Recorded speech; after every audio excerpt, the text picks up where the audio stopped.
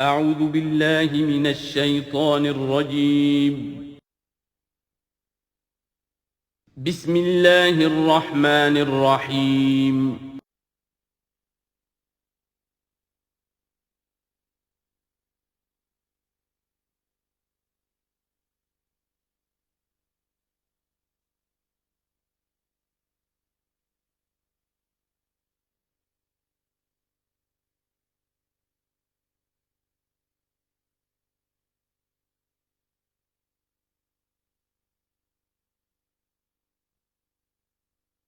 اعوذ باللہ من الشیطان الرجیم بسم اللہ الرحمن الرحیم الیہ یرد علم الساعة وما تخرج من ثمرات من اکمامها وما تحمل من انثى ولا تضع الا بعلمه ویوم ینادیہم این شرکائی قالوا آذناک ما منا من شہید وضل عنہم ما كانوا يدعون من قبل وظنوا ما لهم من محیص صدق اللہ العظیم۔ اللہ ہی کے حوالے ہے قیامت کا علم کہ قیامت کب آئے گی۔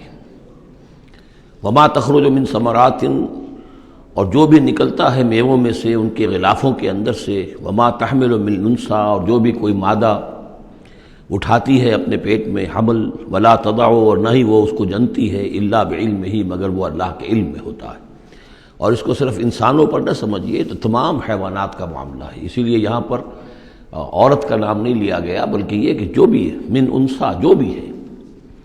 وَيَوْمَ يُنَادِيهِمْ أَيْنَ شُرَكَائِي، اور جب اس دن کے پکارے گا انہیں کہ کہاں ہے میرے وہ شریک، قَالُوا آذَنَّاكَ مَا مِنَّا مِن شَهِيدٍ، تو وہ کہیں گے ہم نے تو آپ سے عرض کر دیا ہے، ہم میں سے کوئی بھی اس کا اقرار نہیں کرتا کہ ہمارا کوئی شریک ہے۔ یعنی یہ کہ اس وقت وہ بالکل ایسے بے بس ہو جائیں گے کہ وہ نہیں کہہ سکیں گے کہ ہم نے واقعتاً کسی کو سمجھا تھا کہ وہ ہمارا سہارا ہوگا۔ وَضَلَّ عَنْهُمْ مَا كَانُوا يَدْعُونَ مِن قَبْلُ، اور گم ہو جائیں گے ان سے، ان کے ہاتھوں کے طوطے اڑ جائیں گے جن کو وہ پکارا کرتے تھے اس سے پہلے۔ وَظَنُّوا مَا لَهُم مِّن مَّحِيصٍ، اور انہیں یقین آ جائے گا کہ اب کوئی خلاصی کی کوئی شکل نہیں ہے، یہاں سے نجات پانے کی کوئی صورت نہیں۔ لَا يَسْأَمُ الْإِنسَانُ مِن دُعَاءِ الْخَيْرِ، انسان نہیں تھکتا ہے خیر مانگتے ہوئے، اگر اس کے پاس دولت ہے اور مانگے گا، اور نعمتیں ہیں اور مانگے گا۔ وَإِن مَسَّهُ الشَّرُّ، اور اگر کہیں اسے تکلیف پہنچ جائے، فَيَئُوسٌ قَنُوطٌ، تو بالکل مایوس ہو جاتا ہے اور نا امید ہو جاتا ہے۔ وَلَئِنْ أَذَقْنَاهُ رَحْمَةً مِنَّا مِن بَعْدِ ضَرَّاءَ مَسَّتْهُ، اور اگر ہم انہیں اپنی رحمت کا مزہ چکھا دے اس کے بعد کہ اسے کوئی تکلیف پہنچی تھی، لَيَقُولَنَّ هَٰذَا لِي، تو وہ کہے گا یہ تو میرا ہے ہی، یہ تو میری اپنی صلاحیت ہے، میں نے اپنے مسائل کو حل کر لیا، میں نے جتنی بھی مشکلات تھیں میں نے بڑے اپنے ناخن تدبیر سے تمام عقدے حل کر لیے۔ وَمَا أَظُنُّ السَّاعَةَ قَائِمَةً، یہ بالکل وہی الفاظ ہیں کہ جو سورہ کہف میں آئے ہیں کہ دو اشخاص کا مکالمہ ہوا تھا، میں نہیں سمجھتا کہ قیامت وغیرہ کوئی قائم ہونے والی شے ہے۔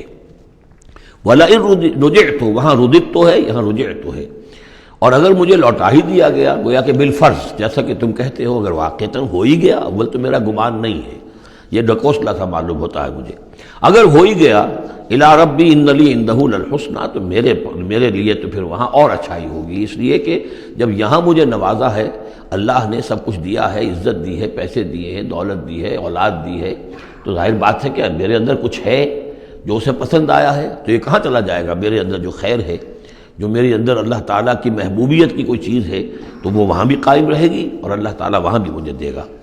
فَلَنُنَبِّئَنَّ الَّذِينَ كَفَرُوا بِمَا عَمِلُوا، تو پھر ہم پوری طریقے سے جتلا دیں گے ان کافروں کو جو کچھ کے عمل انہوں نے کیے ہوں گے۔ وَلَنُذِيقَنَّهُم مِّنْ عَذَابٍ غَلِيظٍ، اور انہیں لازماً مزہ چکھائیں گے بہت ہی گاڑھے عذاب کا۔ وَإِذَا أَنْعَمْنَا عَلَى الْإِنسَانِ أَعْرَضَ وَنَأَىٰ بِجَانِبِهِ، اور جب ہم انسان پر نعمتوں کی بارش کر دیتے ہیں تو پھر وہ ذرا اپنا رخ پھیر لیتا ہے اور اپنی جانب، ایک جانب کو مڑ جاتا ہے، پہلو موڑ لیتا ہے۔ وَإِذَا مَسَّهُ الشَّرُّ فَذُو دُعَاءٍ عَرِيضٍ، اور جب کوئی تکلیف اسے پہنچتی ہے تو بڑی لمبی چوڑی دعائیں کرنے لگتا ہے۔ قُلْ أَرَأَيْتُمْ إِنْ كَانَ مِنْ عِنْدِ اللَّهِ ثُمَّ كَفَرْتُمْ بِهِ، اے نبی ان سے کہیے کہ ذرا سوچو، تھوڑی دیر کے لیے فرض کر لو کہ یہ جو میں پیش کر رہا ہوں قرآن، یہ اللہ ہی کی طرف سے ہو، امکان تو ہے نا، 1%، 2%، 3%، کسی درجے میں تو امکان ہے۔ ثُمَّ كَفَرْتُمْ بِهِ، اور پھر تم نے اس کا کفر کیا، من اضل ممن هو فی شقاق بعید، تو کون ہوگا زیادہ بھٹکا ہوا اس سے کہ جو اس طرح کی زندہ کے اندر جا پڑا ہے۔ یعنی سوچو ذرا، غور کرو، جیسے اس سے پہلے آیا ہے کہ میں تم سے کہتا ہوں ایک ایک کر کے، دو دو کر کے، اکیلے اکیلے، دو دو مل کر گفتگو کرو، سوچو سمجھو کہ کیا اس شخص کے اندر کوئی دیوانگی کے آثار ہیں، کوئی ان کے اندر کوئی کبھی ان کی زندگی کے اندر اس سے پہلے جو 40 برس ان کو تمہارے درمیان بسر کی ہے کبھی کوئی جھوٹ بولا ہے۔ اب یہ آخری مرتبہ پھر قرآن مجید کا ذکر آ رہا ہے، اور یہ سب سے اہم ہے ہمارے اس موجودہ دور کے لحاظ سے۔ سَنُرِيهِمْ آيَاتِنَا فِي الْآفَاقِ وَفِي أَنفُسِهِمْ حَتَّى يَتَبَيَّنَ لَهُمْ أَنَّهُ الْحَقُّ۔ ان قریب ہم انہیں دکھائیں گے اپنی آیات، آفاق میں بھی، یہ پوری کائنات جو ہے، آسمان اور زمین، آفاق، وفی انفسہم، ان کی اپنی جانوں کے اندر بھی، حتیٰ یتبین لہم انہ الحق، یہاں تک کہ یہ بات بالکل واضح ہو جائے گی ان کے لیے، مبرہن ہو جائے گی کہ یہ قرآن حق ہے۔ اس سے اشارہ ہو رہا ہے اس معلومات کے ایکسپلوژن کی طرف کہ جو آج ہو رہا ہے، اور یہ کوئی زیادہ پرانی بات نہیں ہے، یہ زیادہ یوں سمجھیے کہ یہ سائنس کی ڈیولپمنٹ 200 برس کا ہے معاملہ، اور اس میں بھی جو ایکسپلوژن ہوا ہے یہ تو ہاف سینچری سے زیادہ کا مسئلہ نہیں ہے، اسی کے اندر ہوا ہے۔ اور اصل میں آج کے دور میں قرآن مجید کے اعجاز کو ثابت کرنے کے لیے کہ یہ معجزہ ہے، سب سے اہم پہلو یہ ہے۔ تو میں نے جو تعارفی گفتگو کی تھی اس دورہ ترجمہ قرآن سے پہلے، تو میں نے عرض کیا تھا کہ قرآن مجید کے اعجاز کے پہلو بے شمار ہیں، کس کس پہلو سے قرآن معجزہ ہے ہم اس کا احصاء نہیں کر سکتے، لیکن موٹی بات یہ سمجھ لیجئے کہ جب قرآن نازل ہوا ہے تو اس کا معجزہ ہونا سب سے زیادہ اس اعتبار سے تھا کہ اپنی ادبیت، اپنی فصاحت، اپنی بلاغت کے اعتبار سے معجزہ تھا، اور اسی پہلو سے چیلنج کیا گیا۔ تمہارے ہاں شعراء ہیں، تمہارے ہاں خطباء ہیں، تمہارے ہاں ادب کا بڑا ذوق ہے، کوئی ایک اس جیسی ایک صورت بنا کر لے آؤ۔ باقی یہ کہ نہ بھی سائنسی معلومات تھی ان کے پاس، دوسرے یہ کہ جو فینومینا آف دی نیچر ہے قرآن میں، آسمان زمین دیکھو، اب ظاہر بات ہے اس وقت وہ آدمی کیا دیکھ رہا تھا، اپنی ننگی آنکھ سے جو کوئی دیکھتا تھا وہی دیکھ رہا تھا نا، لیکن آج انسان دیکھ رہا ہے ٹیلیسکوپس کی مدد سے، آج انسان دیکھ رہا ہے مائکروسکوپس کی مدد سے، الیکٹرانک مائکروسکوپ سے، آج جو انسان کے معلومات کا ذریعہ جو ہے، تو گویا کہ وہ آیات الہیہ جو قرآن مجید میں جن کے اشارے کر دیے گئے، ان کو جو 1400 برس قبل کا انسان دیکھ رہا تھا اور جو انہیں آج کا انسان دیکھ رہا ہے، وہ زمین و آسمان کا فرق ہے۔ اور ہوتے ہوتے یہ ثابت ہوتا چلا جا رہا ہے کہ جو کچھ قرآن مجید نے کہا تھا وہی حق ہے۔ اس میں اگرچہ ابھی کچھ حصے رہ گئے ہیں، لیکن بہت سے پہلو ہیں جو واضح ہو رہے ہیں، اور روزانہ کچھ شکل ایسی آتی ہے کہ جس سے کہ ان سائنسی حقائق سے قرآن مجید کا حق ہونا ثابت ہوتا ہے۔ لہذا آج کے دور میں اس کام کو بہت اہمیت حاصل ہے کہ اس کے لیے محنت کی جائے، کوشش کی جائے۔ اب اتفاق کی بات ہے کہ یہ کام کیا بھی ہمارے ہاں، تو بہرحال جو سب سے بڑی نمایاں کتاب ہے وہ ایک فرینچ سرجن نے کیا، وہ ایمان لے آئے، مورس بکائی، لیکن یہ کہ کسی مسلمان کو یہ توفیق نہیں ہوئی کہ وہ مطالعہ کرتا ان سائنسز کا اور ان کے حوالے سے پھر وہ کمپیریٹو اسٹڈی کرتا بائبل اور قرآن کے مابین، اور پھر کہتا اور دعوے کے ساتھ کہہ سکتا کہ سائنسی جو بھی انکشافات آج تک ہوئے ہیں قرآن کا ایک حرف بھی غلط ثابت نہیں ہوا۔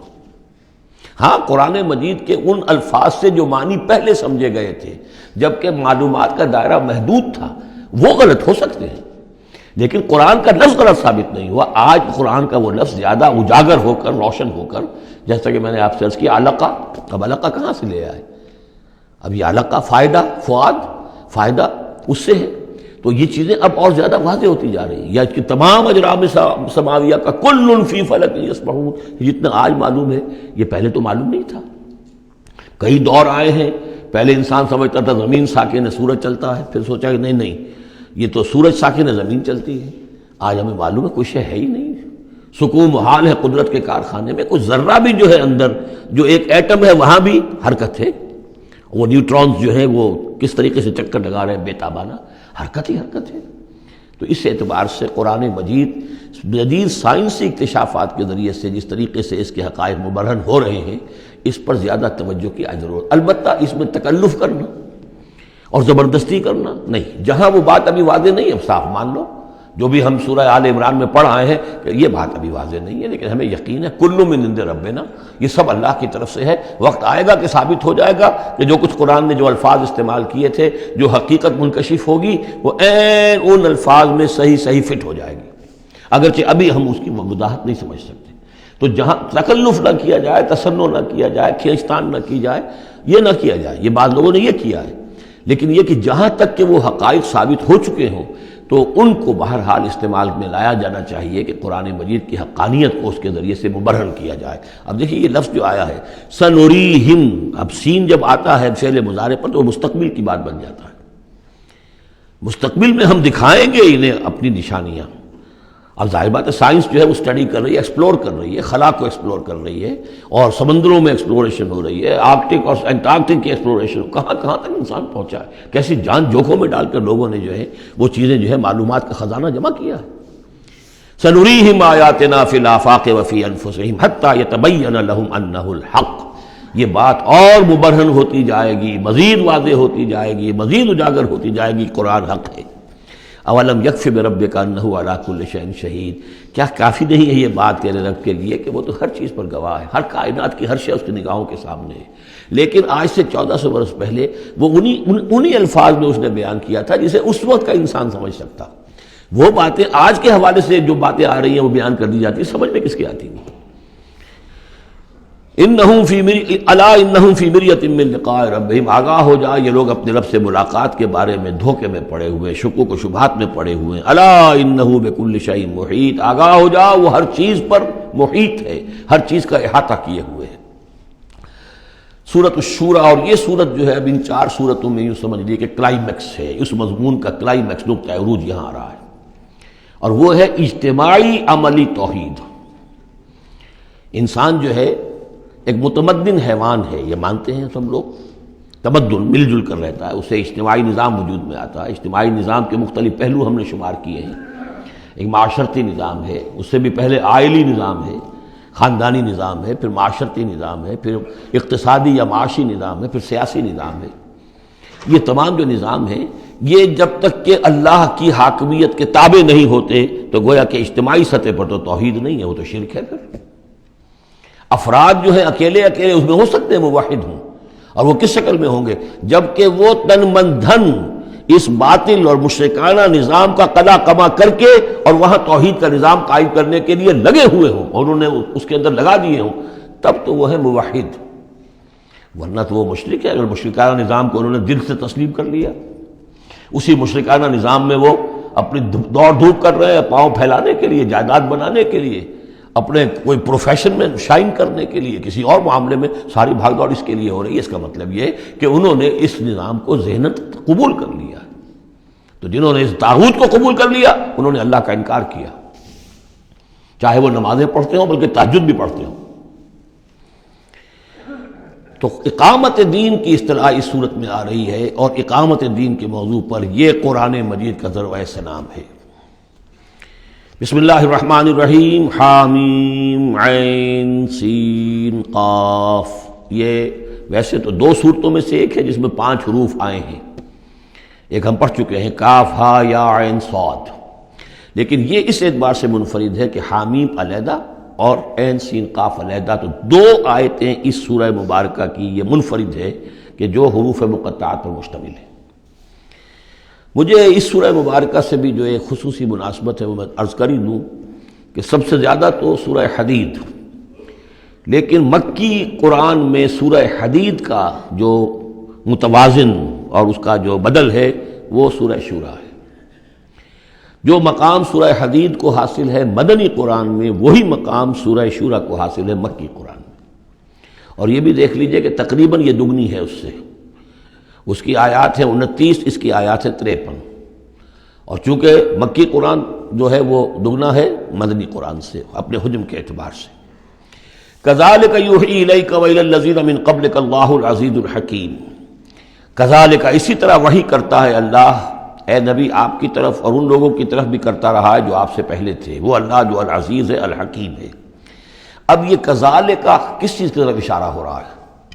ایک تو یہ کہ جو بھی لوگ تھے اس وقت ان کے سامنے تھا کہ جس طریقے سے حضور کہتے تھے مجھ پر وحی آئی ہے، اور ایک اس سورہ مبارک کے آخر میں بھی آ جائے گا وحی کی قسمیں، جن کا کہ میں نے اس تعارف قرآن والے لیکچر میں ذکر کیا تھا، تو وہاں آگے جا کر آ جائے گا کہ وحی کس کس طور سے آتی ہے، انسانوں پر آتی رہی ہے۔ تو کذالک کی تشریح اس صورت میں وہاں ملے گی۔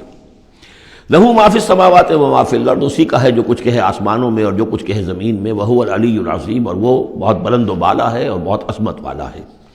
تکاد السماوات یتفطرن من فوقہن، آسمان قریب ہے کہ اوپر سے پھٹ پڑے، یعنی اوپر ان کے اتنا بوجھ ہے، اتنا وزن ہے، اتنے فرشتے ہیں۔ ایک حدیث میں آتا ہے کہ بالشت بھر جگہ بھی خالی نہیں ہے جہاں کوئی نہ کوئی فرشتہ اللہ کا یا سربہ سجود نہ ہو یا کھڑا نہ ہو قیام میں اللہ تعالیٰ کے لیے۔ تو یہ کیفیت ہے وہاں پہ، وما یعلم جنود ربک الا ہو، تیرے رب کے جو لشکر ہیں انہیں کوئی جانتا ہی نہیں سوائے خود اس کے، تو وہ پھٹ پڑنے کے تیار ہیں۔ بل ملائکۃ یسبحون بحمد ربہم، یہ سورہ مومن میں یہ بات آ چکی ہے کہ فرشتے جو ہیں وہ اہل زمین میں سے جو اہل ایمان ہیں ان کے لیے استغفار کرتے رہتے ہیں۔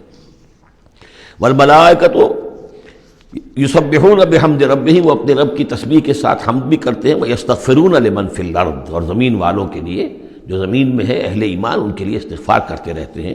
الا ان اللہ هو الغفور الرحیم، آگاہ ہو جاؤ یقینا اللہ ہی غفور ہے، اللہ ہی رحیم ہے۔ والذین اتخذوا من دونہ اولیاء، اور وہ ہستیاں کہ جنہیں ان لوگوں نے سمجھ لیا اولیاء، حمایتی، مددگار، بچانے والا، شافع، اور ان کے ذریعے سے تقرب حاصل کر لیں گے۔ اللہ حفیظ علیہم، اللہ تعالیٰ خود ان کا بھی نگران اللہ ہے۔ وما انت علیہم بوکیل، اور اے نبی آپ کو ان کے ذمہ دار نہیں ہے۔ وَكَذَلِكَ أَوْحَيْنَا إِلَيْكَ، کذالک پھر آ گیا، جیسے کذالک پہلی آیت میں تھا اور یہ 7ویں آیت میں بھی ہے، اس کذالک کا مفہوم آگے جا کے واضح ہوگا۔ اسی طرح ہم نے وہی کیا ہے آپ کی طرف اے نبی، قرآنًا عربیًا، یہ قرآن عربی، لِتُنذِرَ أُمَّ الْقُرَىٰ وَمَنْ حَوْلَهَا، تاکہ آپ خبردار کر دیں بستیوں کی ماں یا بستیوں کی جڑ، سب سے بڑی بستی، سب سے اہم بستی۔ یہ ہم پڑھ چکے ہیں سورہ قصص کی آیت نمبر 59 میں آیا تھا، حتیٰ نبعث فی امہا رسولا، جو بھی علاقہ ہے اس کی جو مرکزی بستی ہے ہم عذاب نہیں بھیجتے رہے جب تک کہ اس کی مرکزی بستی کے اندر رسول نہ بھیج دیں۔ تو اب یہ ام القریٰ ہے، جو مکے جو عرب کے لیے ام القریٰ ہے، ویسے یہ پوری دنیا کا ام القریٰ ہے۔ لتنذر ام القریٰ، اگر حضرت آدم واقعتاً یہ بات صحیح ہے کہ بیت اللہ حضرت آدم کا بنایا ہوا ہے تو معلوم ہوا کہ پوری دنیا کا جو ہے واقعتاً ام القریٰ پھر یہی ہے، بیت العتیق، بہت پرانا گھر، تاکہ آپ خبردار کریں ام القریٰ کے رہنے والوں کو، ومن حولہا، اور جو ان کے ارد گرد ہیں۔ یہ مفہوم پہلے بھی آ چکا، میں نے عرض کیا ارد گرد جو ہے وہ تو دائرے کھینچتے جائیے تو پوری دنیا اس میں آ جائے گی۔ وَتُنذِرَ يَوْمَ الْجَمْعِ، اور خبردار کرنا ہے اس جمع ہونے والے دن، قیامت کا دن، لا ریب فیہ، جس میں کوئی شک نہیں ہے، فریق فی الجنت، ایک گروہ ہوگا جو جنت میں جائے گا، وفریق فی السعیر، اور ایک جماعت ہوگی کہ جو جہنم میں جائے گی۔ وَلَوْ شَاءَ اللَّهُ لَجَعَلَهُمْ أُمَّةً وَاحِدَةً، اگر اللہ چاہتا تو انہیں ایک ہی امت بنا دیتا، سبھی مومن ہوتے۔ وَلَٰكِن يُدْخِلُ مَن يَشَاءُ فِي رَحْمَتِهِ، لیکن نہیں، یہ تو اللہ تعالیٰ داخل کرتا ہے جو چاہتا ہے، جو خواہش مند ہوتا ہے، جو اس کی قیمت ادا کرنے کو تیار ہے، اس کو اپنی رحمت میں داخل کرتا ہے۔ یہ مفت میں وہ اللہ تعالیٰ اپنی یہ رحمت اور اپنی جنت جو ہے مفت میں دینے کو اس نے نہیں بنائی ہے، جو چاہتا ہے اس کا ارادہ کرے پھر اس کی قیمت ادا کرے۔ ان اللہ اشتری من المؤمنین انفسهم واموالهم بان لهم الجنہ والظالمون ما لهم من ولی ولا نصیر، اور جو ظالم ہوں گے، مشرک ہوں گے، کافر ہوں گے، ان کا پھر نہ کوئی ولی اور حمایتی ہے اور نہ کوئی مددگار ہے۔ ابھی اتخذوا من دونہ اولیاء، دوبارہ وہی بات آئی کہ انہوں نے اللہ کے سوا جو ہے کہ اپنے اور حمایتی اختیار کر لیے ہیں۔ فاللہ هو الولی، تو اے کم عقلو، اللہ ہی ہے ولی، ایک ہی ولی ہے، بس اس کو پکڑو، اسی کو اپنا ولی مانو۔ اللہ ولی الذین آمنوا یخرجہم من الظلمات الی النور وہو یحیی الموتیٰ، وہی ہے کہ جو زندہ کرے گا مردوں کو، وہو علی کل شیء قدیر، اور وہ ہر چیز پر قادر ہے۔ وَمَا اخْتَلَفْتُمْ فِيهِ مِنْ شَيْءٍ فَحُكْمُهُ إِلَى اللَّهِ، یہاں سے اب مضمون شروع ہو رہا ہے، اس کی تمہید بن رہی ہے۔ تمہارے مابین جو بھی اختلاف ہو اس کے فیصلے کا حق اللہ کے پاس ہے، حاکم وہ ہے، اس کے لیے ہے حاکمیت، sovereignty belongs to him and him alone۔ سروری زیبا فقط اس ذات بے ہمتا کو ہے، حکمراں ہے ایک وہی، باقی بتانے آزری۔ اس کی حاکمیت کے تحت پورا نظام زندگی کا آ جائے گا تو اس کا نام ہے اللہ کا دین قائم ہو گیا۔ توحید بالفعل اس پورے نظام میں قائم ہو گئی، ایک اللہ کی حکومت، ایک اللہ کی مرضی، ایک اللہ کا قانون۔ ذالکم اللہ ربی علیہ توکل، تو وہ ہے اللہ میرا رب، اس پر میں نے توکل کیا ہے۔ وإلیہ انیب، اور اسی کی طرف میرا رجوع کرنا ہے۔ فاطر السماوات والارض، وہ آسمانوں اور زمین کا پیدا فرمانے والا ہے۔ جعل لکم من انفسکم ازواجا، اس نے تمہاری ہی نوع سے تمہارے لیے بیویاں بنا دی، جوڑے بنا دیے، ومن الانعام ازواجا، اسی طرح چوپایوں میں بھی ہر سپیشیز کے اندر نر بھی ہے مادہ بھی ہے، یذرؤکم فیہ، اسی سے وہ تمہاری افزائش کرتا ہے، افزائش نسل، اسی سے تمہیں پھیلاتا ہے۔ لیس کمثلہ شیء، اس کی یونیک ہستی، اس کے مثال کی سی بھی کوئی شے نہیں۔ اب کیا کریں، ایک چیز ایبسلیوٹ نیگیشن کے لیے ہماری زبان میں کوئی اسلوب ہے ہی نہیں، اس جیسی کوئی شے نہیں، اس کی سی کوئی شے نہیں، اس کی مثال کسی بھی کوئی شے نہیں۔ اب یہ اس سے زیادہ یہ اور اس کے اندر ایمفیسس کا ایبسلیوٹلی یونیک، لا مثل لہ ولا مثال لہ ولا ضد لہ ولا ند لہ، وہ جو بھی آپ الفاظ جتنے بھی جمع کرتے جائیں گے۔ وہو السمیع البصیر، اور وہی ہے سب کچھ سننے والا اور سب کچھ دیکھنے والا۔ لہ مقالید السماوات والارض، اسی کے لیے ہیں آسمانوں اور زمین کی تمام کنجیاں۔ یبسط الرزق لمن یشاء، وہ بچھا دیتا ہے اور کھول دیتا ہے، بسط وسیع کر دیتا ہے، کشادہ کر دیتا ہے رزق کو جس کے لیے چاہتا ہے، ویقدر، اور جس کے لیے چاہتا ہے ماپ تول کر راشننگ کر کے دینا شروع کر دیتا ہے۔ انہ بکل شیء علیم، اور یہ بھی اس کے علم پر ہے کہ کس کے لیے یہ بہتر ہے، کس کے لیے وہ بہتر ہے، وہ ہر چیز کا جاننے والا ہے۔ اب جو آیت آ رہی ہے وہ اس سورہ مبارکہ کا کلائمیکس ہے، اور اس موضوع پر قرآن مجید کا کلائمیکس ہے، اقامت الدین کے موضوع پر۔ شرع لکم من الدین، اے محمد پر ایمان لانے والو، اے مسلمانوں، تمہارے لیے اللہ نے دین میں وہی شے معین کی ہے، ما وصی بہ نوحا، جس کی وصیت کی تھی نوح کو، والذی اوحینا الیک، اور جس کی وحی کی ہے ہم نے اے محمد آپ کی طرف، کیونکہ پہلے خطاب ہے لکم، شرع لکم، یہاں امت سے خطاب ہو رہا ہے، شرع لکم، بس صرف فرق یہ کہ یا ایھا الذین آمنوا یا نہیں آیا ہے، یہ مکی صورتوں کے مزاج کا تقاضا ہے کہ وہ نہ آئے، لیکن جمع کے صیغے سے واضح کر دیا کہ باقی جگہ ہم دیکھ رہے ہیں کہ واحد کے صیغے میں خطاب کر کے اور بالواسطہ امت، یہاں امت سے خطاب ہے۔ شرع لکم من الدین، تمہارے لیے دین میں وہی شے مقرر کی ہے، ما وصی بہ نوحا، جس کی وصیت کی تھی اس نے نوح کو، والذی اوحینا الیک، اور جس کو کی وحی کی ہم نے محمد آپ کی جانب صلی اللہ علیہ وسلم، وما وصینا بہ ابراہیم و موسیٰ و عیسیٰ، اور جس کی وصیت ہم نے کی ابراہیم کو اور موسیٰ کو اور عیسیٰ کو، ان اقیموا الدین، کہ دین کو قائم کرو۔ دین ایک تو معلوم ہوا اس آیت سے کہ دین سب کا ایک ہے، دین نوح کا اور حضور کا اور ابراہیم کا اور موسیٰ کا، عیسیٰ کا علیہم الصلاۃ والسلام ایک ہی ہے، دین تو ایک ہی ہے۔ ان ہذہ امتکم امۃ واحدہ وانا ربکم فاعبدون، دین تو ایک ہی ہے، شریعتیں مختلف ہیں لیکن دین کو قائم کرو۔ موسیٰ کے دور میں ان پر یہ فرض تھا کہ دین کو قائم کرو، اس کے لیے لڑو، جاؤ، جنگ کرو اور اس خطہ زمین کو حاصل کرو جس پر اللہ کا دین قائم کر سکو۔ تو صحیح سب کی یہی تھی، جد و جہد یہی تھی، توحید کا وہ تقاضا تھا کہ صرف انفرادی طور پر، اول تو یہ کہ صرف عقیدے میں نہیں، اپنے بھی عمل میں توحید جو ہے قبول کرو اور اختیار کرو، اور عمل میں بھی صرف انفرادی نہیں، اجتماعی توحید کو برپا کرنے کے لیے، قائم کرنے کی جد و جہد کرو۔ ان اقیموا الدین ولا تتفرقوا فیہ، دین میں تفرقے میں مبتلا نہ ہو جاؤ۔ الذین فرقوا دینہم، یہ ہم پڑھ چکے ہیں، دین کو پھاڑ دینا، کہ زندگی کے ایک حصے میں اللہ کا حکم مانا جا رہا ہے، دوسرے حصے میں کسی اور کا مانا جا رہا ہے، یہ تفرقہ۔ یا دوسرا تفرقہ کہ آپ اختلاف کر سکتے ہیں کہ رفع یدین زیادہ ثابت ہے، میں کرتا ہوں، کسی کی رائے ہے کہ نہیں امام ابو حنیفہ کا موقف جو ہے وہ زیادہ صحیح ہے، وہ نہیں کرتا، کوئی حرج نہیں۔ لیکن دین میں، دین ایک ہے، دلیل ہوگی اللہ اور اس کے رسول کی، دین میں فرق نہیں ہے۔ وہ تو چاہے حنفی ہیں، مالکی ہیں، شافعی ہیں، حنبلی ہیں، سلفی ہیں، دین تو سب کا ایک ہے، اسلام۔ اسی طرح شریعت موسوی اور بھی کسی اور کی ہوگی، شریعت محمدی، دین سب کا ایک، اس میں تفرقہ نہیں ہونا چاہیے۔ دین کو قائم کرنے کی جد و جہد کرو، ولا تتفرقوا فی، دین میں تفرقہ نہ ہو۔ یہ ہے وہ اقامت دین کی فرضیت۔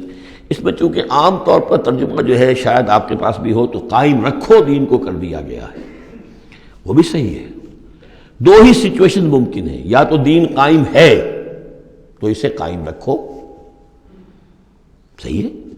خیمہ اگر کھڑا ہے تو کھڑا رکھا جائے گا کہ آندھی آ رہی ہے تو آپ اس کی رسیوں کو پکڑ رہے ہیں، اس کے بانسوں کو پکڑ کر کھڑے ہو رہے ہیں تاکہ خیمہ گر نہ جائے، اس کو قائم رکھو۔ خیمہ گر گیا تو کھڑا کرو، اب اثر نو سے آپ ریکٹ کریں گے۔ تو یہ دونوں ترجمے بالکل صحیح ہیں، قائم کرو، قائم رکھو، قائم ہے تو قائم کرو، قائم نہیں ہے تو رکھو، اور قائم نہیں ہے تو قائم کرو۔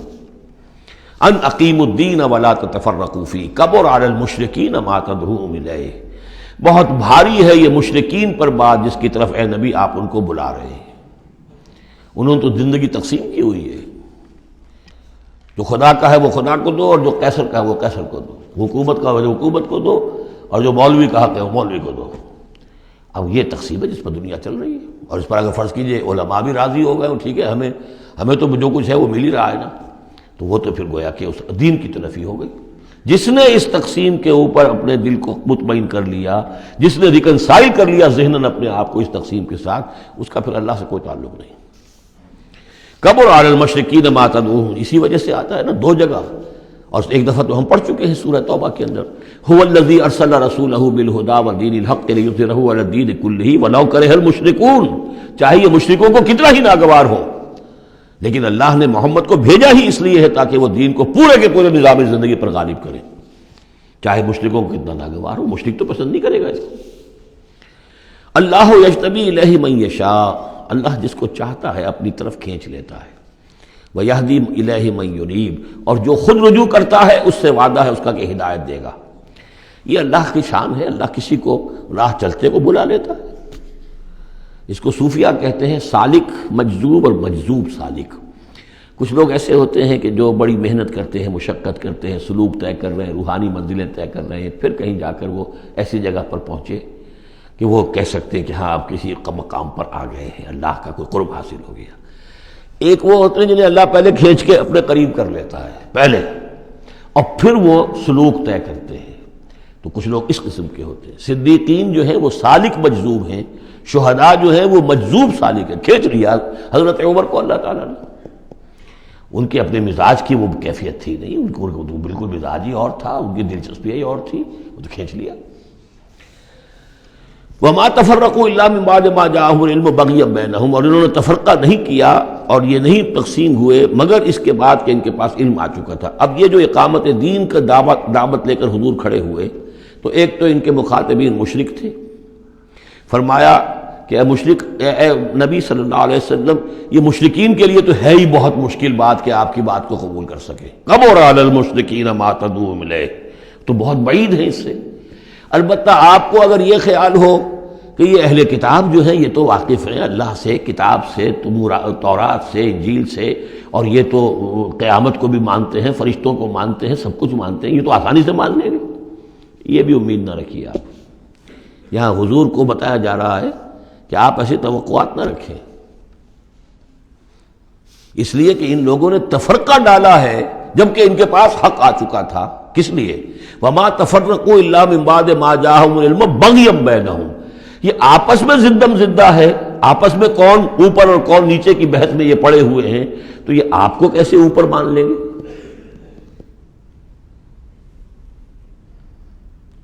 آپ کا قبلہ کیسے مان لیں گے؟ یہ ایک دوسرے کا قبلہ نہیں مانتے، یروشلم دونوں کا قبلہ ہے لیکن ایک نے شرقی کر لیا، ایک نے غربی کر لیا۔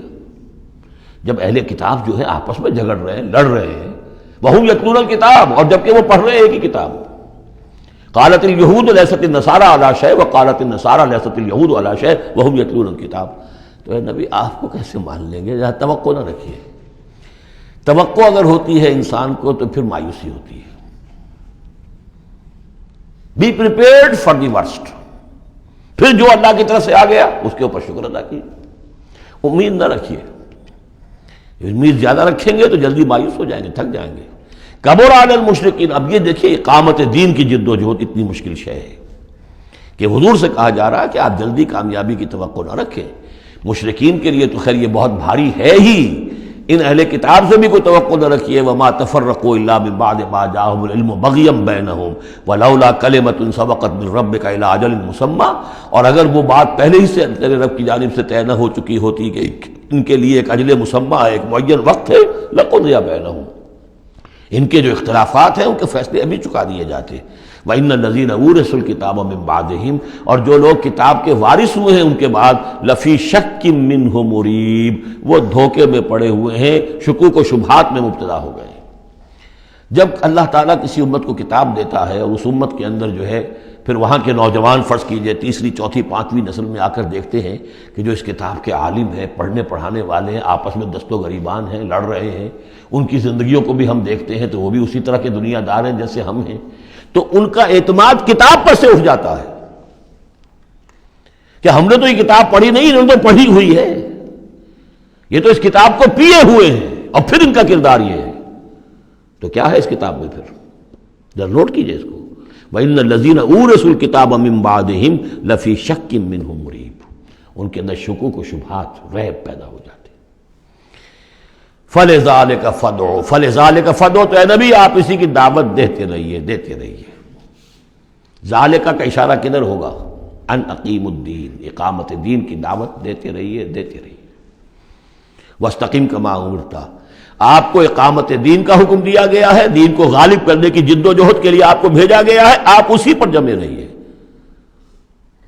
Never settle for anything less, یہ تو چاہیں گے کمپرومائز کرنا، وَدُّوا لَوْ تُدْهِنُوا فَيُدْهِنُونَ، یہ کافر تو چاہیں گے کہ آپ ذرا نرم پڑے تو وہ بھی نرم پڑ جائیں، لیکن آپ نہیں، آپ کھڑے رہے۔ الحق من ربکم، سورہ کہف میں ہم پڑھ چکے ہیں، الحق من ربکم فمن شاء فلیؤمن ومن شاء فلیکفر، یہ حق ہے تمہارے رب کی طرف سے، جو چاہے پورے پر ایمان لائے، جو چاہے چھوڑ دے، دفع ہو جائے۔ اللہ کو تمہاری ضرورت نہیں ہے، تمہیں اللہ کی ضرورت ہے۔ فلذلک فادع واستقم کما امرت ولا تتبع اهواءهم، ان کی خواہشات کی پیروی نہ کیجیے۔ یہی بات تو ہے جو پھر آگے سورہ بقرہ میں آئی، آگے اس لیے کہہ رہا ہوں کہ نازل تو بعد میں ہوگی نا، ابھی 5-6 سال کے بعد نازل ہوگی سورہ بقرہ۔ لن ترضى عنك اليهود ولا النصارى حتى تتبع ملتهم، اے نبی یہودی اور نصرانی آپ سے راضی نہیں ہوں گے جب تک کہ آپ ان کی پیروی نہ کریں۔ وہ تو کہیں گے ہمارے پیچھے چلو، ہماری گدیاں ہیں، ہماری خانقاہیں چلی آ رہی ہیں، ہمارے مدرسے ہیں، ہمارے یہاں پہ یہ جو ہے مسندیں ہیں ہمارے پیچھے چلو، ہم تمہارے پیچھے کیوں چلیں؟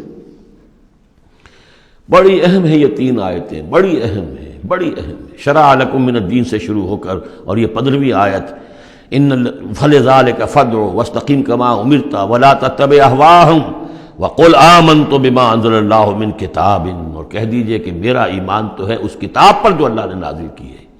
یہ گویا کہ خلاصہ آ گیا، یہ سورہ حامیم سجدہ کا وہ کتاب، 6 دفعہ جو کتاب کا ذکر اس میں آیا ہے، اس کی دعوت ہے تو اس کتاب کے ذریعے سے، استقامت ہے تو اس کتاب کو پڑھنے سے استقامت ہوگی۔ اتل ما اوحی الیک من کتاب ربک واقم الصلاۃ ان الصلاۃ تنہی عن الفحشاء والمنکر وَأُمِرْتُ لِأَعْدِلَ بَيْنَكُمْ، اور کہہ دیجئے مجھے حکم ہوا ہے تمہارے مابین عدل قائم کروں، تم مجھے کوئی واعظ نہ سمجھو، واعظ گو، واعظ قصہ گو، واعظ کہنے کے لیے آئے، اچھی باتیں کہیں، لوگ بھی گردن جھکا کے سن لیتے ہیں، یہ بھی واعظ کہہ کے چلے جائیں گے، کچھ خدمت کر دیں گے ان کی، اللہ خیر صلی اللہ، ایک محفل ہم نے منعقد کر لی، ثواب ہو گیا۔ حضور نے فرمایا مجھے حکم ہوا ہے عدل قائم کروں، جیسے کہ حضرت ابو بکر نے کہا تھا، لوگوں جب بیعت خلافت ہوئی ہے تم میں سے ہر کمزور میرے نزدیک قوی ہوگا جب تک کہ اسے اس کا حق دلوا نہ دوں، اور ہر قوی ضعیف ہوگا جب تک کہ اسے حق وصول نہ کروں۔ عدل کو قائم کرنے کے لیے مجھے بھیجا ہے۔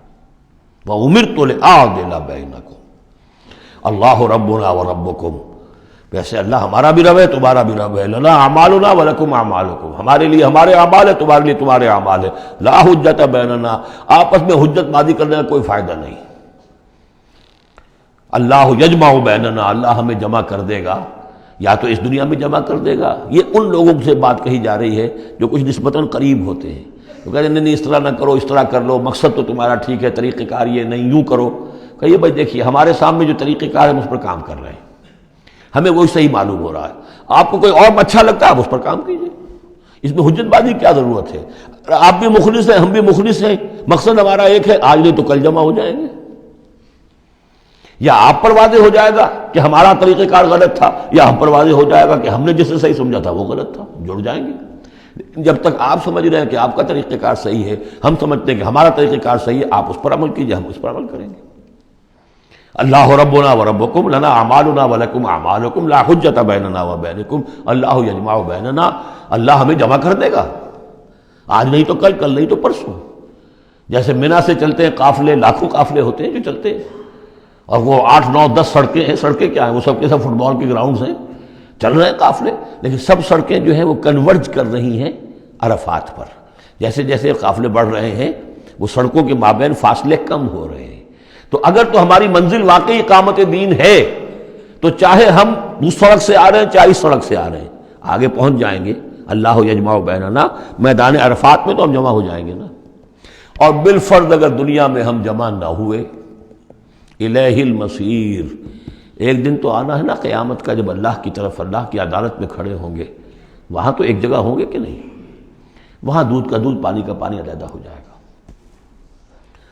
والذین یحاجون فی اللہ من بعد ما استجیب لہ حجتہم داحضۃ عند ربہم، اور وہ لوگ جو اللہ کے بارے میں حجت بازی ہی میں لگے رہے اس کے بعد بھی کہ بہت سے لوگوں نے اس کی دعوت پر لبیک کہہ دی ہے، یعنی السابقون الاولون میدان میں آ گئے ہیں. اور اب تو انتظار ہے کہ والذین تبعوہم بإحسان، اب لوگ آئیں، جوق در جوق آئیں، فوج در فوج آئیں. لیکن جو لوگ اب بھی کھڑے ہوئے حجت بازی کر رہے ہیں، حجتہم داحضۃ عند ربہم، ان کی حجت بازی ان کے رب کے نزدیک بالکل پسپا ہے، پادر ہوا ہے، اس کی کوئی حیثیت ہی نہیں. وعلیہم غضب، اور ان پر اللہ کا غضب ہے. ولہم عذاب شدید، اور ان کے لیے سخت عذاب ہے. اللہ الذی انزل الکتاب بالحق والمیزان، یہ کتاب اور میزان ایک آیت میں جمع یا یہاں ہے یا سورہ حدید میں ہے. سورہ حدید کی آیت نمبر 25، لقد ارسلنا رسلنا بالبینات وانزلنا معهم الکتاب والمیزان لیقوم الناس بالقسط. یا یہاں ہے اللہ ہی ہے جس نے اتاری ہے کتاب بھی حق کے ساتھ، اور میزان، میزان وہ نظام ہے دین حق کا. کتاب نے حق مقرر کر دیا ہے، میزان تول کر دیتی ہے. پھر اللہ نے دین کو مقرر کر دیا، لیکن دین کا نظام جب تک نہیں ہوگا تو دین کے مطابق فیصلے کیسے ہوں گے؟ اللہ نے تمہیں کتاب بھی دی ہے، نظام دیا ہے، میزان دی ہے. وما یدریک لعل الساعۃ قریب، کیا پتا کہ قیامت قریب آئی کھڑی ہو. اور الساعۃ سے مراد میری قیامت تو میری موت ہے. تم اگر اس میزان کو نصب کرنے کے لیے تن من دھن نہیں لگا رہے ہو تو کیا پتا مہلت عمل کل ختم ہو جائے. کیا پتا ہم میں سے کسی کو کل صبح کا سورج دیکھنا نصیب نہ ہو، کیا پتا. تاخیر و تعویق میں وقت ضائع کرنا سب سے بڑی حماقت ہے. یستعجل بها الذین لا یؤمنون بها، اس قیامت کے لیے جلدی مچا رہے ہیں وہ لوگ کہ جو اس پر ایمان نہیں رکھتے. والذین آمنوا مشفقون منها، جو ایمان رکھتے ہیں وہ تو اس سے ڈرتے ہیں، لرزاں و ترساں رہتے ہیں. جو سورہ نور میں ہم نے پڑھا، یخافون یوما تتقلب فیہ القلوب والابصار، وہ لوگ تو اس مقام پہ بلند پر پہنچنے کے باوجود لرزاں و ترساں رہتے ہیں اس دن کے خیال سے جس دن اپنے پروردگار کے حضور کھڑے ہونا ہوگا. والذین آمنوا مشفقون منها ویعلمون ان الحق، وہ جانتے ہیں کہ وہ حق ہے، آ کر رہے گی. الا ان الذین یمارون فی الساعۃ لفی ضلال بعید، آگاہ ہو جاؤ جو لوگ قیامت کے بارے میں جھگڑتے ہیں اور اس میں شک و شبہ کرتے ہیں وہ بڑی دور کی گمراہی میں پڑ چکے ہیں. اللہ لطیف بعبادہ یرزق من یشاء، اللہ بہت باریک بین ہے اپنے بندوں کے لیے اور وہ رزق دیتا ہے جس کو چاہتا ہے. یعنی اقامت دین کی جد و جہد میں یہ فکر نہ تمہیں ہو کہ کیا کھائیں گے کیا پئیں گے. میں آپ کو حضرت مسیح کا وہ قول بھی سنا چکا ہوں جو متی کی انجیل میں ہے. کیوں فکر کرتے ہو کیا کھاؤ گے اور پیو گے؟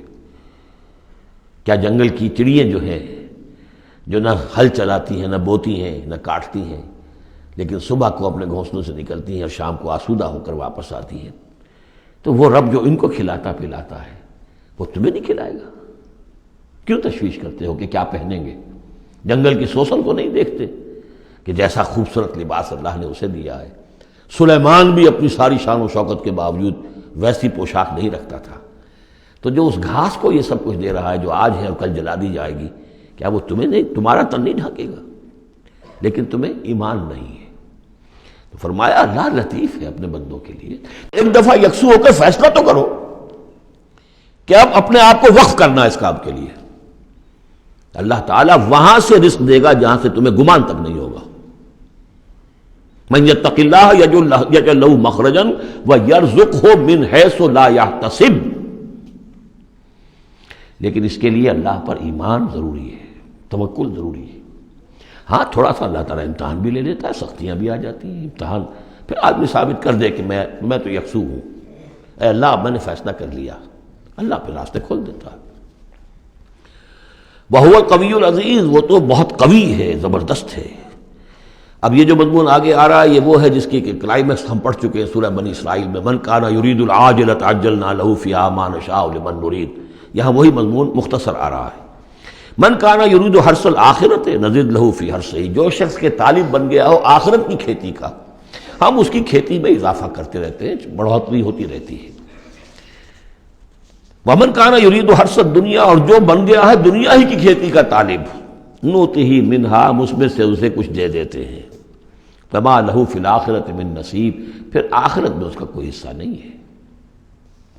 ام لہم شرکاء شرعوا لہم من الدین ما لم یأذن بہ اللہ، یہ شرک کے معاملے میں یہ مضمون بہت اہم ہے۔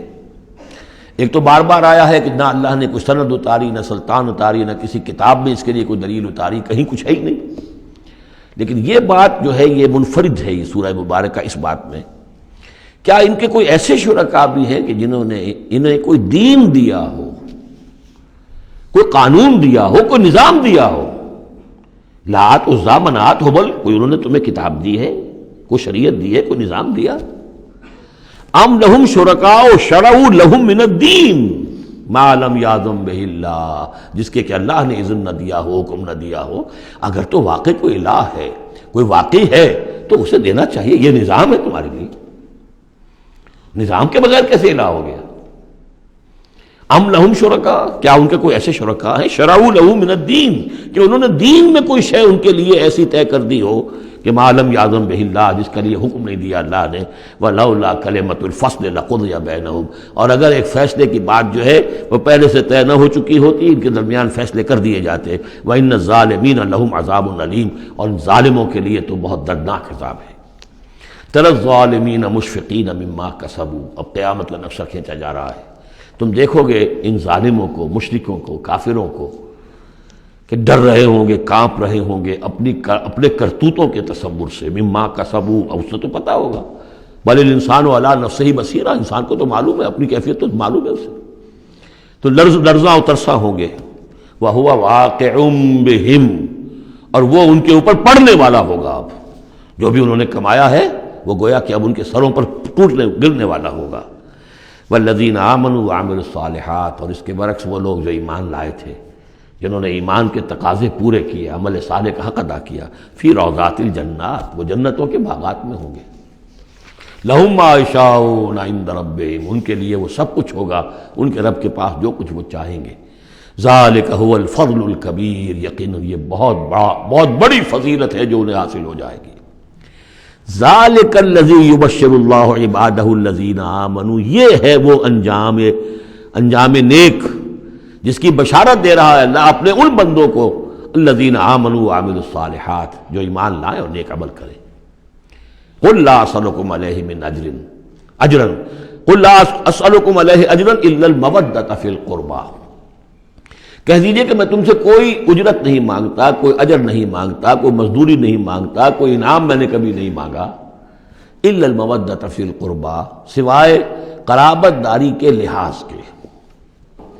ومن یقترف حسنۃ نزد لہ فیہا حسنا، اور جو کوئی بھی کوئی بھلائی کمائے گا تو ہم اس کے لیے اس میں اور بھلائی میں اضافہ کرتے رہیں گے۔ ان اللہ غفور شکور، یقیناً اللہ تعالیٰ غفور ہے اور شکور ہے۔ ام یقولون افترى علی اللہ کذبا، کیا ان کا یہ خیال ہے کہ یہ قرآن محمد نے خود گھڑ کر صلی اللہ علیہ وسلم اللہ تعالیٰ کی طرف منسوب کر دیا ہے؟ فإن یشاء اللہ یختم علی قلبک، اب یہاں پہ خطاب حضور سے کرتے ہوئے اللہ تعالیٰ فرما رہے ہیں کہ اے محمد اگر ہم چاہیں، اگر اللہ چاہے تو آپ کے قلب کے اوپر مہر کر دے، یعنی پھر یہ کہ یہ جو آپ کے پاس وحی آ رہی ہے وہی نہیں آ سکے گی، یعنی وحی کا آنا جو ہے اس میں آپ کے اختیار کو سرے سے یہ دخل بھی نہیں ہے۔ جائے یہ کہ آپ اس کو بنائیں، گھڑیں اور اس کو خود تصنیف کریں، یہ تو بالکل خالصتاً آپ کے لیے وہبی شے ہے۔ اگر ہم چاہیں، اللہ چاہے تو یہ کہ اسی طرح جیسے کہ سورہ بنی اسرائیل میں آ چکا ہے کہ ہم چاہیں تو لنذهبن بالذی اوحینا الیک، پھر ہم لے جائیں، سلب کر کے لے جائیں آپ سے اس وحی کو، اور قرآن مجید آپ کے سینے میں سے ہم سلب کر لیں، اختیار مطلق ہمارا ہے۔ ان کو بتایا جا رہا ہے کہ اس میں محمد الرسول اللہ صلی اللہ علیہ وسلم کا شخصی طور پر کوئی دخل نہیں۔ وَيَمْحُ اللَّهُ الْبَاطِلَ وَيُحِقُّ الْحَقَّ بِكَلِمَاتِهِ، اور اللہ تعالیٰ باطل کو تو محو کر دیتا ہے، مٹا دیتا ہے، اور حق کا حق ہونا اپنی باتوں سے اپنے کلمات سے ثابت فرما دیتا ہے. بس اس میں وقت لگتا ہے، لیکن یہ کہ بالآخر احقاق حق اور ابطال باطل یہ الفاظ آئے تھے سورہ انفال میں، اس لیے کہ اس کے بعد جو ہے غزوہ بدر میں وہ احقاق حق اور ابطال باطل کا جو ہے مرحلہ گویا کہ وہ مبرہن ہو گیا، واضح ہو گیا، اور الفرقان فرق کر دیا اس نے حق و باطل کے مابین. انہ علیم بذات الصدور، یقیناً وہ واقف ہے اس سے بھی کہ جو سینوں کے اندر پوشیدہ ہے. وہو الذی یقبل التوبۃ عن عبادہ، اور وہی ہے کہ جو اپنے بندوں سے توبہ کو قبول فرماتا ہے.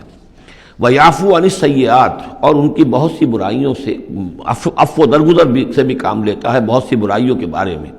وَيَعْلَمُ مَا تَفْعَلُونَ، اور جو کچھ تم کرتے ہو وہ اس کے علم میں ہے. وَيَسْتَجِيبُ الَّذِينَ آمَنُوا وَعَمِلُوا الصَّالِحَاتِ وَيَزِيدُهُم مِّن فَضْلِهِ، اور جو لوگ ایمان لائے ہو اور ایمان ان کے ساتھ نیک عمل کر رہے ہو ان کی وہ دعائیں سنتا ہے، قبول فرماتا ہے، اور انہیں اپنے فضل سے اور دیتا ہے، مزید ان کے اندر ان کے ایمان اور اعمال کے اندر ترقی فرماتا ہے. وَالْكَافِرُونَ لَهُمْ عَذَابٌ شَدِيدٌ، اور جہاں تک کافروں کا تعلق ہے ان کے لیے تو پھر بہت سخت سزا ہے. وَلَوْ بَسَطَ اللَّهُ الرِّزْقَ لِعِبَادِهِ لَبَغَوْا فِي الْأَرْضِ، اگر اللہ تعالیٰ نے اپنے بندوں کے لیے زمین میں رزق کو کھول دیا ہوتا، خزانے جو ہے بہت کشادہ کر دیتا، ہر ایک کو بالکل با فراغت ہر وقت بہت سہولت رزق مل رہا ہوتا، تو پھر تو یہ زمین میں اور زیادہ سرکشی کرتے. ابھی ان کا حال یہ ہے کہ محنت کرنی پڑتی ہے، مشقت کرنی پڑتی ہے، تب ان کو 2 وقت کی روٹی ملتی ہے، تب تو ان کی سرکشی کا یہ عالم ہے. وَلَوْ بَسَطَ اللَّهُ الرِّزْقَ لِعِبَادِهِ لَبَغَوْا فِي الْأَرْضِ وَلَٰكِن يُنَزِّلُ بِقَدَرٍ مَّا يَشَاءُ، لیکن اللہ تعالیٰ نازل کرتا ہے اندازے کے مطابق جو چاہتا ہے.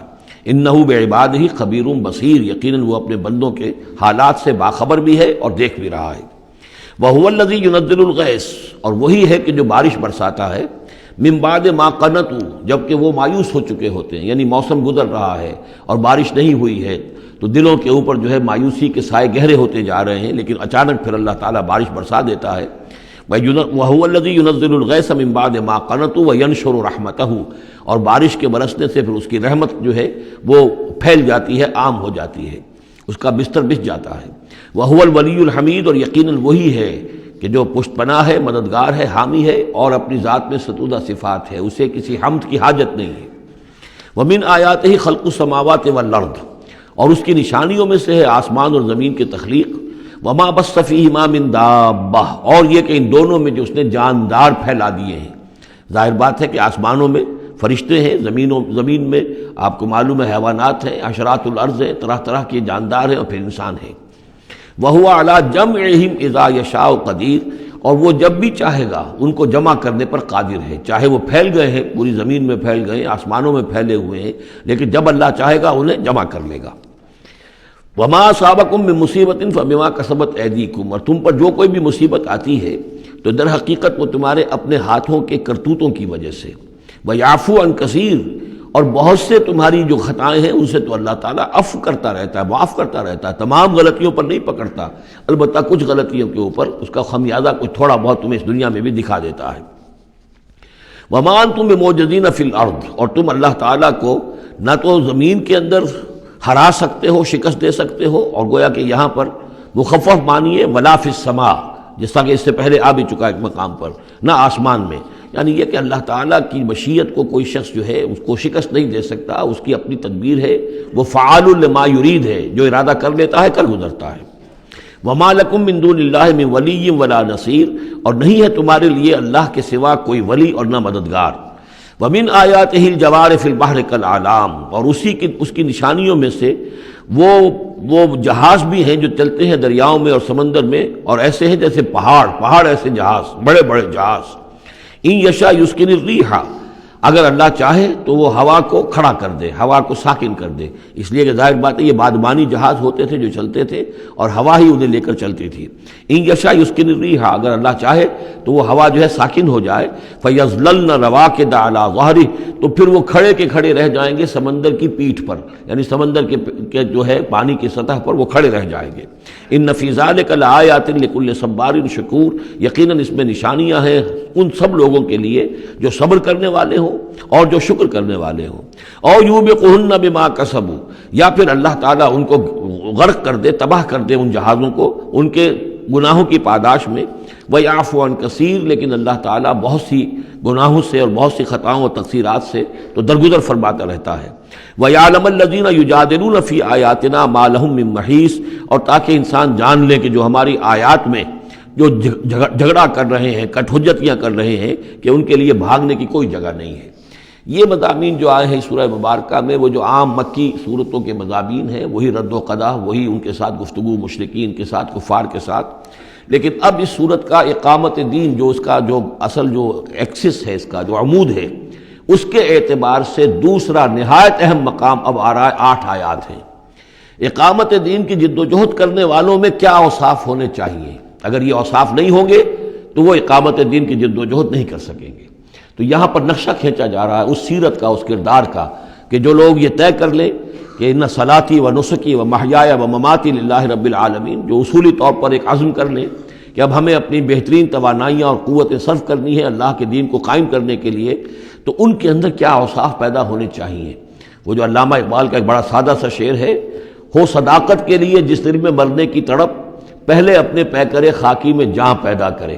تو یہ اوصاف اپنے اندر پیدا کرو تاکہ تم اقامت دین کی جد و جہد کے لیے واقعتاً موضوع ہو سکو۔ پہلی بات، فما اوتیتم من شیء فمتاع الحیات الدنیا، جو شے بھی تمہیں دنیا میں دی گئی ہے بس وہ دنیا کی زندگی کا ساز و سامان ہے، برتنا ہے۔ وما عند اللہ خیر وابقی، اور جو کچھ اللہ کے پاس ہے وہ خیر ہے اور باقی رہنے والا ہے۔ للذین آمنوا وعلی ربہم یتوکلون، ان لوگوں کے لیے کہ جو ایمان رکھتے ہو اور اللہ پر، اپنے رب پر توکل کریں۔ یعنی پہلی بات یہ کہ دنیا و ما فیہا سے ان کا قلبی تعلق جو ہے وہ اس طرح کا ہو جائے کہ اس کی کوئی اہمیت اور وقت ان کے دل میں نہ رہے، اور انہیں یقین ہو جائے کہ اصل میں ہمارا مطلوب آخرت ہے، ہمیں جو چاہیے وہ آخرت ہے، اور اس کی طلب ان کے دل کے اندر راسخ ہو چکی ہو۔ جب تک یہ بے رغبتی نہیں ہوگی دنیا سے، اگر کہیں بھی یہ دنیا کی محبت جو ہے کہیں وہ لگی ہوئی ہے، پھانس آپ کے دل میں چبھی ہوئی ہے، تو ہو سکتا ہے کہ وہ کہیں اڑنگا لگائے گی اور آپ جو ہے اپنے خیال میں تو بڑی ترقی کر رہے ہیں اقامت دین کی جد و جہد میں، لیکن کہیں وہ ایسی اڑنگا لگائے گی کہ اوندھے منہ نیچے گریں گے۔ پہلا فیصلہ یہ ہے کہ آدمی طے کر لے کہ میں طالب آخرت ہوں یا طالب دنیا ہوں، اور نمبر 2 یہ کہ توکل اللہ پر۔ یہ ایک آیت کے اندر یہ 2 شرطیں آئی۔ اب آگے چلیے، والذین یجتنبون کبائر الاسم والفواحش، اور وہ لوگ کہ جو اجتناب کرتے رہیں بڑے بڑے گناہوں سے اور بے حیائی کے کاموں سے۔ ظاہر بات ہے کہ اپنی سیرت کو ان چیزوں سے اگر پاک نہیں کریں گے تو اس قدم میں، اس میدان میں آگے نہیں بڑھ سکتے۔ لیکن یہاں دوبارہ نوٹ کر لیجئے کہ یہی مضمون سورہ نساء میں آ چکا ہے، ان تجتنبوا کبائر ما تنہون عنہ نکفر عنکم سیئاتکم وندخلکم مدخلا کریما۔ دوسری مرتبہ اب یہاں آ گیا ہے، یعنی یہ کہ اقامت دین کے جو جد و جہد کرنے والے ہوں انہیں کبائر کے بارے میں اصل میں زیادہ حساس ہونا چاہیے۔ صغائر کے معاملے میں جس قدر زیادہ حساس ہم ہو گئے ہیں وہ اصل میں ایک بالکل غلط رخ ہے۔ صغائر کے بارے میں کم اور کبائر کے بارے میں ہو اصل۔ صغائر تو از خود بھی ان الحسنات یذهبن السیئات، جو نیکیاں ہم کرتے ہیں اس سے خود بخود بھی وہ ایسے صغیرہ گناہ جو ہے معاف ہوتے چلے جاتے ہیں، لیکن ہو جاتا ہے الٹا برعکس ہو جاتا ہے معاملہ کہ ایک آدمی ان چیزوں میں تو بہت ہی جزرس ہو جائے اور بہت ہی باریک بین ہو جائے، لیکن جو حضرت مسیح کے الفاظ ہیں کہ مچھر تو چھانتے ہو اور سموچے اونٹ نکل جاتے ہو، یہ صورتحال جو ہے یہ بڑی ہی یوں سمجھیے کہ پیتھولوجیکل کنڈیشن ہے، یہ بیماری کی صورت ہے۔ یہ ہے کہ بڑے بڑے گناہوں سے اپنے آپ کو پاک کرو اور فواحش سے اور بے حیائی سے۔ وَإِذَا مَا غَضِبُوا هُمْ يَغْفِرُونَ، اور یہ کہ اگر کبھی کہیں غصہ آ جائے، جیسا کہ ہم پڑھ چکے ہیں سورہ حامیم سجدہ میں بھی کہ وَإِمَّا يَنزَغَنَّكَ مِنَ الشَّيْطَانِ نَزْغٌ، وہ اگر شیطان کی کوئی چھوٹ لگنے ہی لگے تو فوراً اللہ کی پناہ طلب کرو۔ وَإِذَا مَا غَضِبُوا هُمْ يَغْفِرُونَ، جب انہیں غصہ آتا ہے تو اس غصے کو ڈھانپ دیتے ہیں، غصے کو پی جاتے ہیں۔ غفر کے معنی ڈھانپ دینا ہے، ویسے اس کے جو عام ترجمہ ہے معاف کر دیتے ہیں، بجائے اس کے کہ غصے میں کسی پر حملہ کریں اور کسی سے انتقام لیں، بلکہ اس کے اندر عفو کی صورت ہو جب غصہ آئے۔ ایک ہے سوچ سمجھ کر کوئی اقدام کرنا ہے، کوئی آپ نے چیلنج کرنا ہے کسی باطل کو اور اس میں کوئی آگے بڑھ کر آپ کو اقدام کرنا ہے، وہ اور بات ہے۔ ایک ہے کہ غصے میں آ کر کوئی اقدام کیا جائے۔ وَإِذَا مَا غَضِبُوا هُمْ يَغْفِرُونَ، تو وہ معاف کر دیتے ہیں، یا یوں کہیے غصے کو پی جاتے ہیں، یعنی غصے کے اوپر وہ پردہ ڈال دیتے ہیں۔ غفر جو ہے مغفر کہلاتا ہے خود، کہ جو سر کو ڈھانپ لیتا ہے تاکہ تلوار کا وار اگر سر پر آئے تو سر بچ جائے اور خود اس کو روک لے، تو مغفر، غفر کے معنی ڈھانپ دینا، گناہ کو ڈھانپ لینے والی شے ہے اللہ کی مغفرت۔ اسی طریقے پر یہ کہ وہ غصے کو پی جانے والے، والکاظمین الغیظ، یہ ہم پڑھ چکے ہیں سورہ آل عمران میں۔ نمبر آگے چلیے، والذین استجابوا لربہم، اور وہ لوگ کہ جنہوں نے اپنے رب کی پکار پر لبیک کہا۔ وہ پکار کون سی ہے؟ اس سورہ مبارکہ میں اب تک صرف ایک فعل امر آیا ہے جمع کے صیغے میں، ان اقیموا الدین، اور ایک فعل نہیں آیا ہے جمع کے صیغے میں، ولا تتفرقوا فیہ۔ پوری صورت میں اب تک نوٹ کر لیجئے گا جا کر۔ تو یہ پکار اللہ کی کون سی ہے؟ اقیموا الدین ولا تتفرقوا فیہ۔ اسی کے لیے کہا تھا حضور سے فلذالک فدعوا، اسی کی دعوت دیتے رہیے، آپ کی دعوت اقامت دین کی دعوت ہو، یا آپ کی کسی جزوی شے کے اوپر آپ جو ہے وہ ہیمر نہ کر رہے ہو، کسی جزوی سی شے کو آپ نے ہدف نہ بنا لیا ہو، اصل ہدف اقامت دین۔ فلذالک فدعوا واستقم کما امرت ولا تتبع اهواهم۔ اب یہاں فرمایا والذین استجابوا لربہم، جنہوں نے اپنے رب کی پکار پر لبیک کہا، واقاموا الصلاۃ، اور نماز قائم کی، اور وامرهم شورى بینہم، چونکہ اب اجتماعی زندگی ہے، جماعتی زندگی ہے، اس میں مشاورت کا نظام ہونا چاہیے کہ وہ جو فیصلے کریں، جو قدم اٹھائیں، وہ باہمی مشاورت سے ہو۔ یہ بھی روح جب تک کہ اس اجتماعیت کے اندر نہیں ہوگی باہمی مشاورت کی، اور یہ کہ کوئی ایک شخص سمجھے کہ بس ہر معاملے کے اندر مجھے اپنی مرضی چلانی ہے، تو ظاہر بات ہے کہ پھر وہ کام آگے نہیں چلے گا۔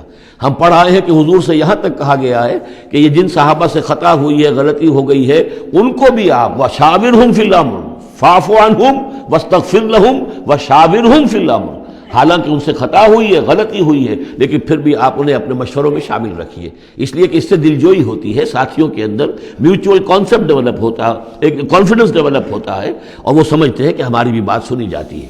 اور حضور نے بسا اوقات اپنی رائے کو پیچھے رکھ کر اپنے ساتھیوں کی رائے کے مطابق فیصلہ کیا۔ غزوہ احد میں یہی ہوا ہے، غزوہ بدر میں یہی ہوا ہے کہ جہاں پر آپ نے کیمپ لگانے کا فیصلہ کیا تھا، جب بعض صحابہ نے آ کر کہا کہ ہمیں اگر اجازت ہو ہم اپنی رائے دیں، اور جب انہوں نے کہا کہ ہمارے خیال میں وہ جگہ بہتر ہے، آپ نے کہا ٹھیک ہے یہاں سے کیمپ اکھاڑو، وہاں لگا دو۔ وَأَمْرُهُمْ شُورَى بَيْنَهُمْ وَمِمَّا رَزَقْنَاهُمْ يُنْفِقُونَ۔ ایک اور شے جو لازم ہے اقامت دین کی جد و جہد میں، جہاں وقت لگے گا، جہاں آپ کی توانائی صرف ہوگی، اس میں پیسہ بھی لازم درکار ہے۔ وہ دعوت دین کا کام ہو، اقامت دین کی جد و جہد ہو۔ وَمِمَّا رَزَقْنَاهُمْ يُنْفِقُونَ، یہ انفاق کا مضمون آ گیا، اور جو کچھ کہ ہم نے انہیں دیا ہے اس میں سے وہ انفاق کرتے ہیں۔ وَالَّذِينَ إِذَا أَصَابَهُمُ الْبَغْيُ هُمْ يَنْتَصِرُونَ، یہ وہ چیز ہے جس کے لیے میں نے نوٹ کرایا تھا کہ ایک ہے دعوت دین کا مرحلہ، اس دعوت کے مرحلے میں تو صورت وہ بتائی گئی کہ ادفع باللتی ہی احسن، اگر کوئی تمہیں گالی دے تم دعا دو، کوئی تمہیں پتھر مارے تم پھول پیش کرو۔ لیکن اقامت دین کی جد و جہد، اس کے اندر آگے چل کر معاملہ آتا ہے، جیسے قتال کا مرحلہ آ گیا تو وہاں تو فرمایا قاتلوا فی سبیل اللہ الذین یقاتلونکم اخرجوہم من حیث اخرجوکم، نکالو انہیں وہاں سے جہاں سے انہوں نے تمہیں نکالا ہے۔ یہاں آ کر معاملہ کیا ہے؟ والذین اذا اصابہم البغی ہم ینتصرون، اور وہ لوگ کہ جن پر اگر کوئی زیادتی کی جاتی ہے تو وہ بدلہ لیتے ہیں۔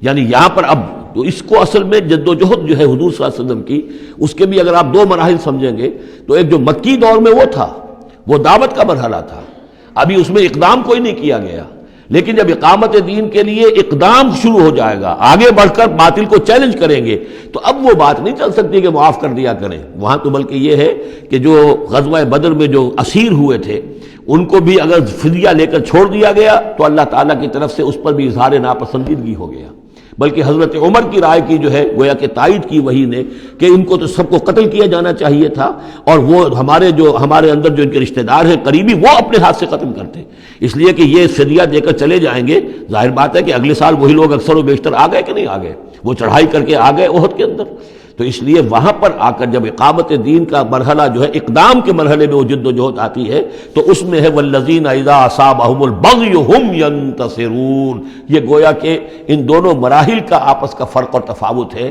بارک اللہ لی ولکم فی القرآن العظیم ونفعنی وإیاکم بالآیات والذکر الحکیم۔